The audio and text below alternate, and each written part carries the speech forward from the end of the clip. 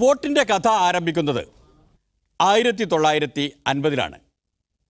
1947 ആഗസ്റ്റിൽ സ്വാതന്ത്ര്യം നേടിയ രാജ്യത്തിന് 1950 മാർച്ചിൽ തിരഞ്ഞെടുപ്പ് കമ്മീഷനുണ്ടായി. സുകുമാർ സെന്നാണ് ഇന്ത്യയുടെ ആദ്യത്തെ തിരഞ്ഞെടുപ്പ് കമ്മീഷണർ. തൊട്ടടുത്ത മാസം 1950 ഏപ്രിലിൽ ജനപ്രാതിനിധ്യ നിയമം പാർലമെൻറ്റിൽ അവതരിപ്പിക്കപ്പെട്ടു. പ്രധാനമന്ത്രി തന്നെയാണ് അത് അവതരിപ്പിച്ചത്.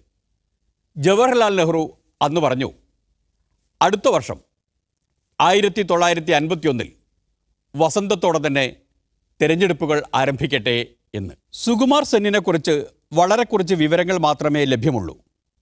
അദ്ദേഹം ഓർമ്മക്കുറിപ്പുകളൊന്നും എഴുതി വച്ചിട്ടില്ല. 1921 ഇന്ത്യൻ സിവിൽ സർവീസിൽ ചേർന്നു. ബ്രിട്ടീഷ് ഇന്ത്യ ഗവൺമെൻറ്റിൻ്റെ കീഴിൽ പല ജില്ലകളിലും ജഡ്ജിയായി. പശ്ചിമ ബംഗാൾ ചീഫ് സെക്രട്ടറിയായി ഇരിക്കെയാണ് തെരഞ്ഞെടുപ്പ് കമ്മീഷണറാകുന്നത്.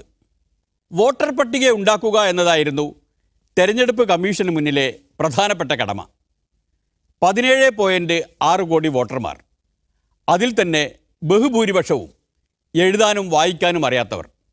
നിയോജകമണ്ഡലാടിസ്ഥാനത്തിൽ വോട്ടർ പട്ടിക ടൈപ്പ് ചെയ്തുണ്ടാക്കാൻ 16,500 ജീവനക്കാരെ 6 മാസത്തേക്ക് കരാറിൽ നിയമിച്ചു.